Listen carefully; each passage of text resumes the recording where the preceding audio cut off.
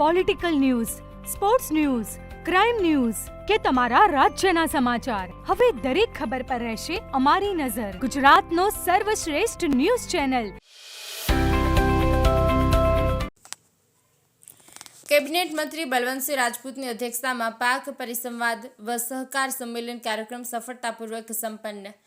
પાટણ ખાતે ધી પાટણ જિલ્લા સહકારી ખરીદ અને વેચાણ સંઘ લિમિટેડની 25મી વાર્ષિક સાધારણ સભા તેમજ પાક પરિસંવાદ વ સહકાર સંમેલન કેબિનેટ મંત્રી બલવંતસિંહ રાજપૂતની અધ્યક્ષતામાં યોજાયો હતો, જેમાં સહકારી માળખું, પ્રાકૃતિક ખેતી તેમજ તેના વ્યાપ અંગે વિસ્તૃત ચર્ચા કરવામાં આવી હતી.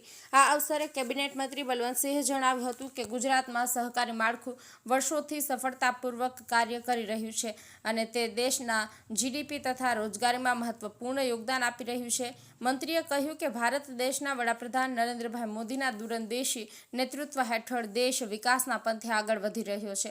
દેશના ગૃહમંત્રી અમિત શાહના માર્ગદર્શન હેઠળ સહકારી ક્ષેત્ર વિકાસનો નવો રોડમેપ તૈયાર થશે તેવા વિશ્વાસની વ્યક્તતા પણ મંત્રીએ જણાવી હતી. આ પ્રસંગે પાટણ સિદ્ધપુર એપીએમસીના ચેરમેન સ્નેહલભાઈ પટેલ, વિષ્ણુભાઈ પટેલ, સંગઠનના હોદ્દેદારો, સહકારી ક્ષેત્રના આગેવાનો, ઇફકોના પ્રતિનિધિઓ તથા બહોળી સંખ્યામાં ખેડૂતો ઉપસ્થિત રહ્યા હતા. કમલેશ પટેલ, પાટણ. આજે પાટણ જિલ્લામાં જિલ્લા સંઘની 25મી વાર્ષિક સાધારણ સભા હતી અને એની અંદર જિલ્લાના તમામ ખેડૂત આગેવાનો, તમામ સંસ્થાના આગેવાનો અને તમામ પ્રમુખશ્રીઓ, મંત્રીશ્રીઓ એકત્ર થયા હતા. આજે 25 વર્ષ સંસ્થાને પૂરા થયા એટલે ખરેખર આ પાટણ જિલ્લા માટે જે મિત્રોએ જિલ્લા સંઘમાં કામ કર્યું છે, જે લોકોએ સહકાર આપ્યો છે, અમને ખૂબ દિલથી બિરદાવું છું, અભિનંદન આપું છું કે ખેડૂતોનું એક અદ્ભુત પ્રકારનું કામ 25 વર્ષ સુધી કરવામાં આવ્યું છે. આવનાર સમયની અંદર આદરણીય પ્રધાનમંત્રી નરેન્દ્રભાઈ મોદી સાહેબે સમગ્ર ભારતની અંદર સહકાર 2021માં આપણું આખું ખાતું ડેવલપમેન્ટ કર્યું છે અને એના આપણા આદરણીય ગૃહમંત્રી અમિતભાઈ શાહ સાહેબને જ્યારે સહકાર મંત્રી તરીકે જવાબદારી આપી છે.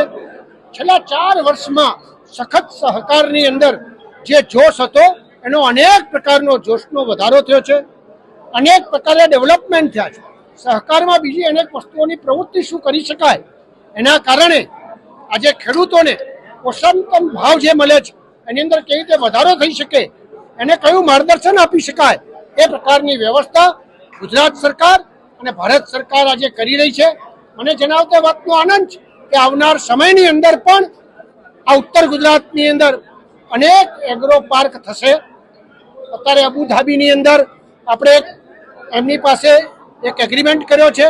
આવનાર આપણી જે અહીંની જે કૃષિની મહત્વની જે વસ્તુઓ છે, જે કાચો માલ છે, જેમ બટાકા છે તો એટલા બટાકા પહેલા વેચતા, અત્યારે બટાકામાંથી વેફરમાંથી અનેક એમ જેટલી આપણી વસ્તુઓ છે, પોટિંગથી માંડીને રિસર્ચથી માંડીને કઈ પ્રકારનું રિસર્ચ કરી શકાય જેના કારણે ખેડૂતોને વધુમાં વધુ ભાવ મળે એ પ્રકાર ગુજરાત સરકાર અને ભારત સરકાર કરી રહી છે. આવનાર મહેસાણામાં 9 તારીખે વાઇબ્રન્ટ થવાની છે, એના આ પ્રકારના અનેક પ્રકારના એવું થવાના છે એટલે મને ખાતરી છે કે ખેડૂત મિત્રોને પાટણ જિલ્લા અને ઉત્તર ગુજરાતનો મોટો ફાયદો થવાનો છે.